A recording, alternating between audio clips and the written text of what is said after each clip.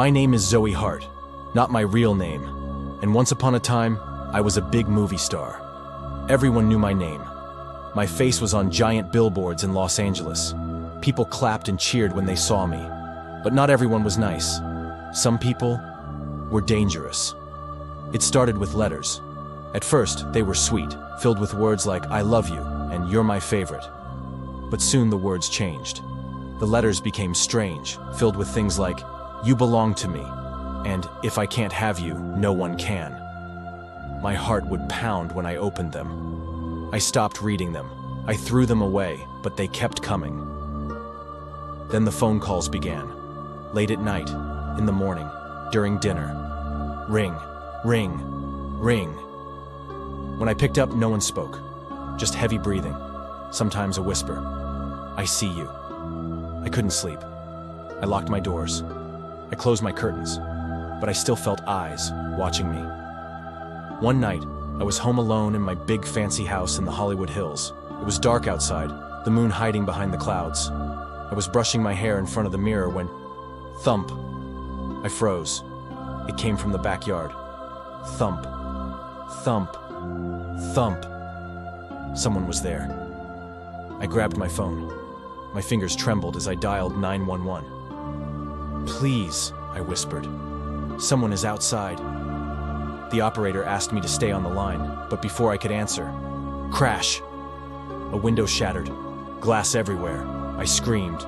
Footsteps, heavy boots crunching over the glass. I ran upstairs, locking myself in my bedroom. My hands were shaking so badly I could barely hold my phone. "They're inside," I whispered.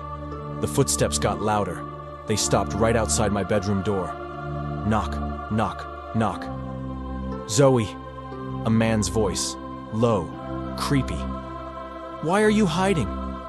I covered my mouth so he wouldn't hear me breathing. Bang, bang, bang. He pounded on the door. I thought I was going to die.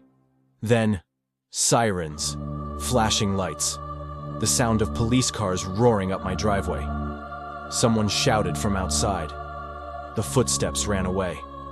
I heard the back door slam open. When the police broke into my room, I was still hiding in my closet. They found my stalker outside, running through the trees. His name was Mark. He had been following me for years, watching me, waiting for his moment. And I knew then, I was not safe. Not in my home, not in Hollywood. No matter how many locks I had, no matter how many security cameras, there would always be someone watching. Always. So I left. I packed my bags, I took my family, and we disappeared. No more movies. No more big premieres. No more walking down the red carpet while cameras flashed. I changed my name. Moved to a quiet town where no one knew me. But sometimes, late at night, I still hear that voice in my dreams. I still see those shadows lurking outside my window. And I always wonder, what if he finds me again?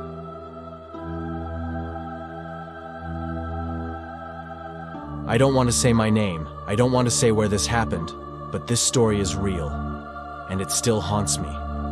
When I was a kid, I wasn't like the other kids. I didn't have many friends. I liked to stay alone. Even my teachers thought I was different. They put me in special classes, but I never understood why. As I got older, it didn't get better. Middle school, high school, nightmares. People had their little friend groups, their parties, their fun. Not me. I stayed quiet. I stayed out of the way. But I still wanted something.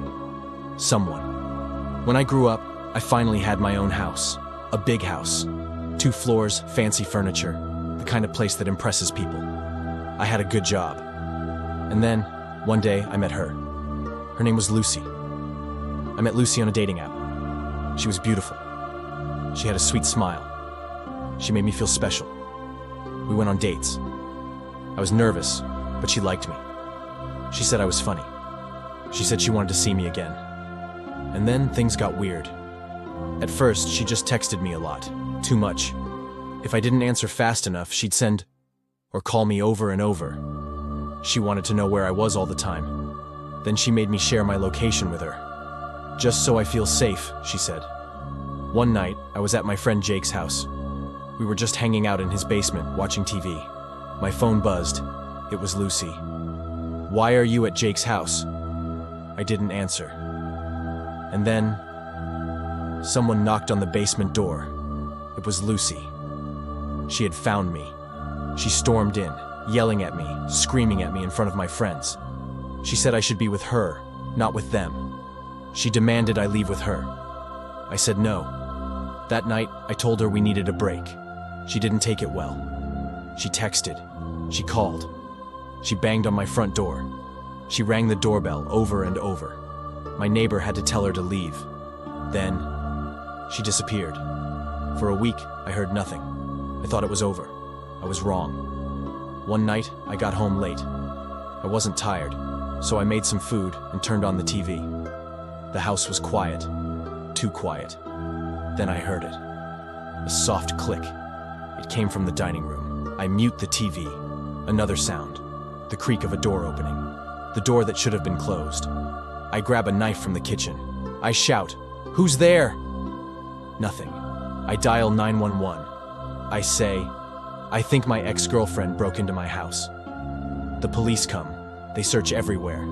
No one is there. The doors were locked. The windows were shut. But I knew I heard something. I tried to sleep, but I kept waking up. Buzz, buzz, buzz. My phone was going crazy.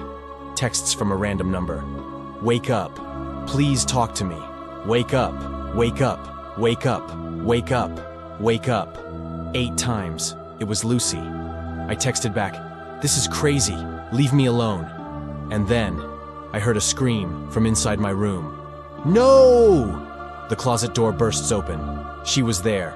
I jumped out of bed. I ran for the door. She charged at me. She had a knife. I slammed the door shut. Thud, thud, thud.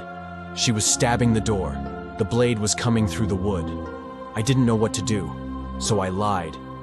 "Baby, I love you. Stop." She froze. "That's all I wanted to hear," she sobbed. "Why did you lie to me?" I told her to put the knife down. I told her I was scared. I told her I wanted to see her again. She threw the knife across the room. I took my chance. I tackled her to the floor. She screamed. She kicked. She bit me. But I held her down.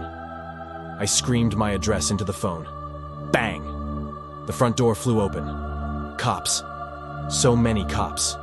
They grabbed her, pulled her off me, handcuffed her. She was sobbing. She kept saying, "I just wanted you to love me." Lucy is in prison now. I still don't sleep well. I check my closet. I lock my doors. I hear sounds that aren't there. And sometimes, I still dream of her voice, whispering from the dark. "Wake up."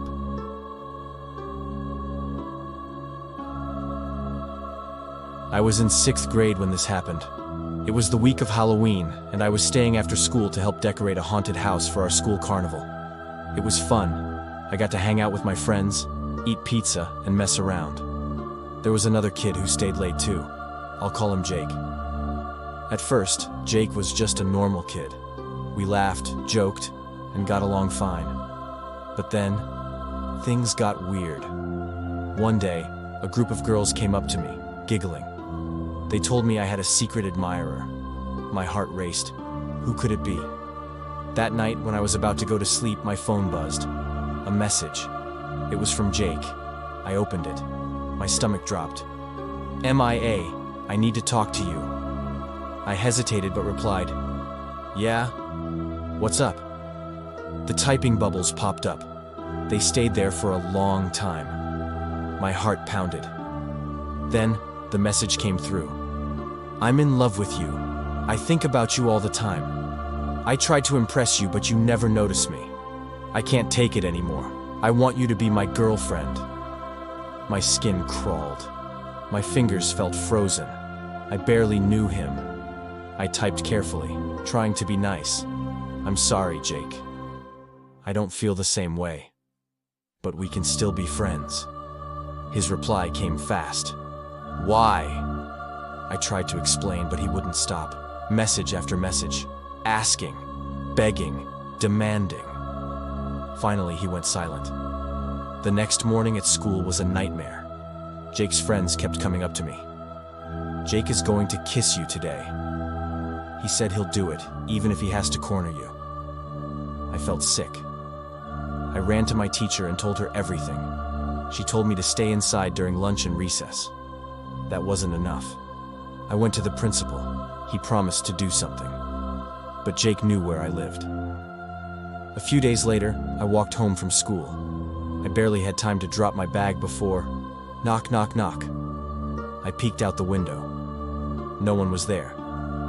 But across the street, I saw something move. Someone ducked behind a car. Jake. My mom opened the door. No one was there, but a note lay on the ground. It said, "There's a surprise waiting for you under the car." My brother's car was in the driveway. My mom checked underneath. Nothing was there. But after that day, the car stopped working. My brother had to sell it. To this day, we don't know what Jake did to it, but it got worse. Jake's friends kept harassing me. Just give him a chance. He'll treat you right. One day, I was walking home when I heard a click. I turned. My blood ran cold. Jake was behind me, phone in hand, taking pictures of me. I started walking faster. Every morning, I woke up to messages from him. "I can't wait to see you. I bet you'll look beautiful today." I felt scared, trapped. He wouldn't stop. And then, the school counselor called me into her office. I was relieved. Finally, someone was going to do something. But then, she said something that haunts me to this day. Boys will be boys. This is what happens when a boy likes you. You should feel flattered. I was stunned. I was being stalked, threatened, terrified. And she told me it was normal? That night, I told my mom. She was furious. She stormed into the principal's office and demanded action. "What are you waiting for?" she yelled. "For something bad to happen to her?" The principal and counselor just sat there, silent. Jake didn't get punished, not really. He got away with everything, but it still wasn't over. One night, my parents went out shopping. I was alone, lying in bed watching videos on my iPad. Then, tap. I froze. Tap, tap. Something was hitting my window. I'm on the second floor. Nothing should be able to reach my window. I sat up, heart pounding, listening. Tap, tap, tap. I forced myself to get up, to pull back the curtain. And there he was, Jake, standing in my yard, a handful of rocks in his hand. He was looking up at me. His mouth was moving. He was saying something, but I didn't care. I ran. I locked every door, every window. My phone buzzed. 4 messages from Jake. "Why did you leave?" "I just want to talk." "I'm sorry, I only wanted a kiss. You are not who I thought you were. Goodbye." I blocked him. After that, he never messaged me again. But I still had to see him, every day, from 6th grade all the way to senior year. The last thing I ever heard about Jake, he was arrested. For what? I don't know. And I don't want to know. But I do know this. The scariest part of this story isn't just Jake. It's the fact that a counselor, someone meant to protect me, told me this was normal, told me this was love. I just hope she never works with kids again, and I hope I never see Jake again.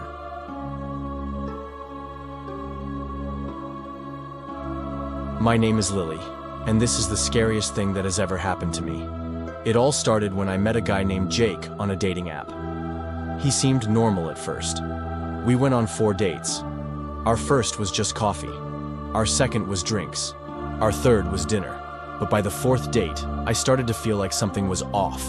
That last night, we went to a bar. He drank too much. He kept touching me, grabbing my hand, my arm, my waist. He kept trying to kiss me in front of everyone. I kept pulling away, telling him no. It made him mad. When I said I was tired and wanted to go home, he begged me to go with him. "Just come home with me," he whispered. I said no. I got into my car and started driving. That's when I noticed a car was following me. I made a turn. It followed. I made another turn. It was still there. Then I realized it was Jake's car. My heart started racing. I texted him, "Are you following me?" He replied almost instantly, "Yeah, I just want to make sure you get home safe." Safe? I pulled over. My hands were shaking as I texted him to stop following me. For a second, his car just sat there. Then, finally, he drove away. That night, I got a text. "Hope I didn't weird you out. Let's do dinner at my place next time." I didn't answer. The next morning, I woke up to another text. "Oh no, is the vibe dead?"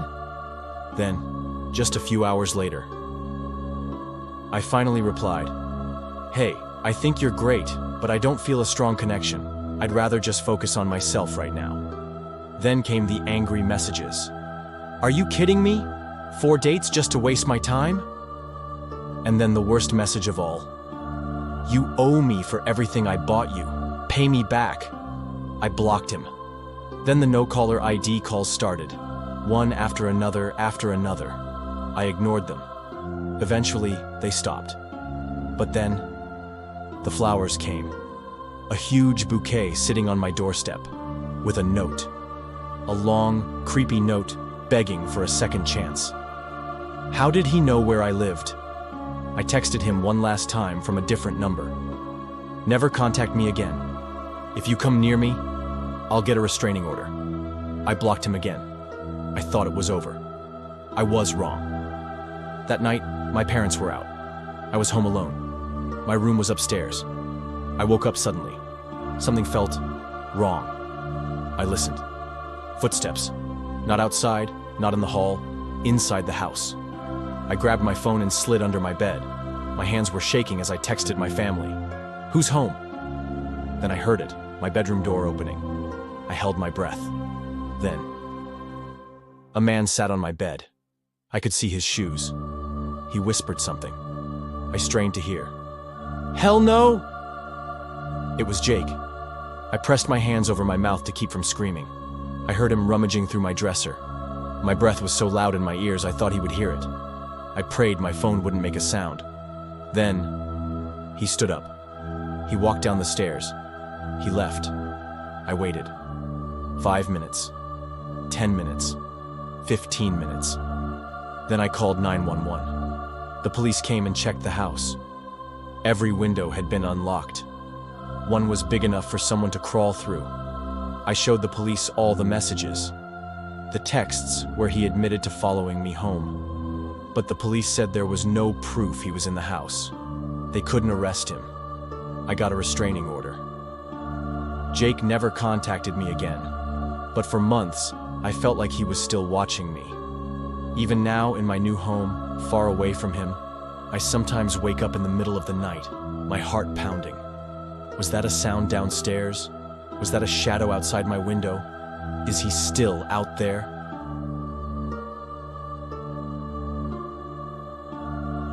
My name is Ava Carter, not my real name. I love basketball. I play for UConn and people know my name. That's nice, right? It should be. But one day, it all turned into a nightmare. At first, it was just messages. "You're amazing. You're my favorite. I love you, Ava." That didn't seem too bad. But then, the messages got weird. "I know where you live. I'm coming to see you. We belong together." My heart would pound when I read them. Something felt wrong. I tried to ignore it, but then, I started seeing the same man at every game. He was always there, staring at me, not cheering, not smiling, just staring. A cold, empty stare. One night, after a game in Connecticut, I walked to my car alone. The parking lot was dark, too quiet. My stomach felt heavy. Then, I heard footsteps, slow, steady, getting closer. I turned around, and there he was, the same man from the stands, just standing there, half in the shadows. He was tall, thin, and his eyes looked strange, like he wasn't even real. My skin felt cold. "Ava," he whispered. I couldn't move. My whole body locked up. "I knew you'd be alone. Finally." I couldn't breathe. I clutched my keys so tight they dug into my palm. Then he took a step closer. I ran, as fast as I could. My heart was beating out of my chest. I jumped into my car, slammed the door, and locked it. My hands were shaking as I started the engine. But when I looked up, he was standing right in front of my car. His face was pale under the streetlight. He just smiled. And then he raised his hand and placed it flat against my windshield. I screamed and backed out so fast my tires squealed. I didn't stop until I was miles away. I told the police. They looked at my messages, checked my social media. They found out his name, Robert Parmalee. He had been following me for months. He posted pictures of me online, wrote about how we were meant to be. But the worst part? He had sent emails, threatening emails, ones I had never seen. If I can't have you, no one can. You won't see me coming. I'm closer than you think. That was when I realized he wasn't just some fan. He was dangerous. He wanted to hurt me, maybe even kill me. The police arrested him. They charged him with electronic stalking, harassment, and something called breach of peace.